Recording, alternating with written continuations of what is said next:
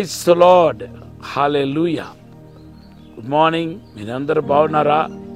దేవుడి కృపను బట్టి మీరందరూ క్షేమంగా ఉంటారని, ఆయన మహిమ, ఆయన సన్నిధి, ఆయన వెలుగు మిమ్మల్ని నింపాలని ప్రార్థన చేస్తున్నాను. Thank you lord. ఈరోజు ఒక ప్రవచనాత్మకమైన మాట ఏంటంటే, మీకు ముందు ఉన్న అడ్డుగోడలు, సమస్యలు, శోధనలు, ఇరుకులు, ఇబ్బందులన్నింటినీ దేవుడు మీ నుండి దూరపరుస్తున్నాడు.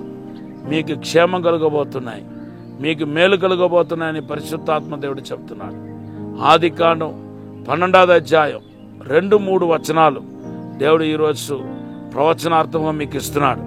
దేవుని బిడ్డలారా, మనము ఆదికాండం 1వ అధ్యాయం 12వ వచనంలో, అలాగే ఆదికాండం 1వ అధ్యాయం 31వ వచనంలో దేవుడు తన చేసిన వాటిని చూశాడు అని మనకు రాయబడి ఉంది.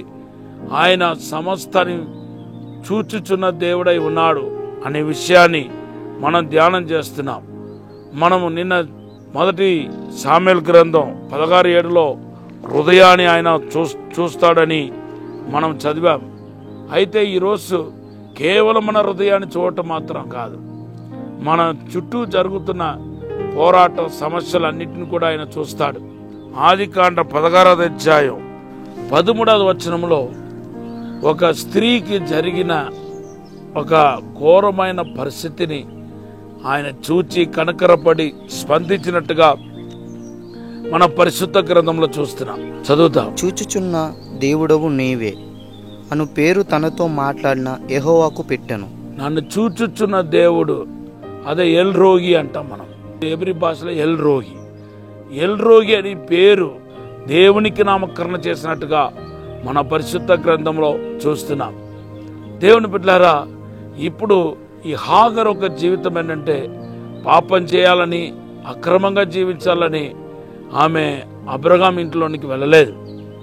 ఆమె ఒక పనికత్తుగా అబీమెలెకు మరి సారా విషయంలో పొరపాటు చేసినప్పుడు ఆయన వెండి బంగారముతో పాటు కొంతమంది దాసదాసులు కూడా ఇచ్చాడని రాయబడి ఉంది.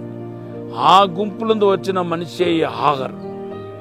అయితే మరి 16వ అధ్యాయంలో తనకు పిల్లలు ఇంకా పుట్టరని అవిశ్వాసపడి సారా ఏం చేసిందంటే అబ్రహాముకు మరి భార్యగా ఇచ్చినట్టుగా మన పరిశుద్ధ గ్రంథంలో చూస్తున్నాం. అది దేవుని చిత్తం కాని కార్యం. కానీ వాళ్ళిద్దరూ దానికి సమ్మతించారు. ఇప్పుడు ఏమో కొడుకు పుట్టాడు.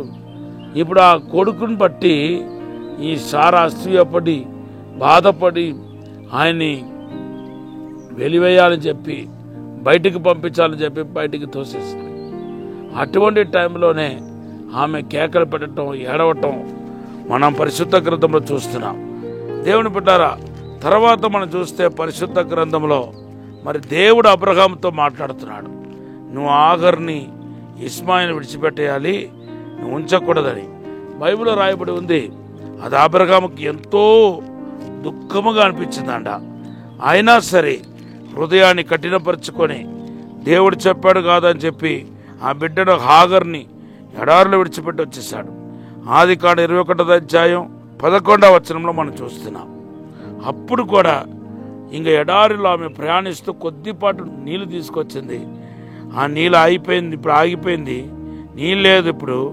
ఇప్పుడు ఆ నీళ్ళక నాలుక ఎండిపోయి బిడ్డ చచ్చిపోతుంది. బిడ్డ చచ్చిపోవటం నేను చూడని చెప్పి ఆ బిడ్డను అంత దూరంలో పడేసి ఇంక ఏడుస్తుందంట. ఆదికాండం 21:17లో ఆ బిడ్డ ఒక శబ్దమును విని దేవదూత ఆకాశం నుండి ఆగర్ను పిలిపించి, నీకు ఏమి సంభవించను, భయపడవద్దని మాట్లాడి అక్కడ నీటి ఊటను పుట్టించినట్టుగా మన పరిశుద్ధ గ్రంథంలో చూస్తున్నాం. దేవుని బిడ్డలారా, ఈమె సమస్యలకు పరిష్కారం వచ్చాయి. ఈమె చనిపోయే పరిస్థితుల్లో ఉంటే పరిష్కారం వచ్చింది. ఈరోజు కూడా పరిశుద్ధాత్మ దేవుడు మీతో మాట్లాడుతున్నాడు.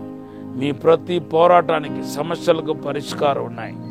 దేవుడు నిశ్చయంగా మీకు విడుదల ఇవ్వబోతున్నాడు.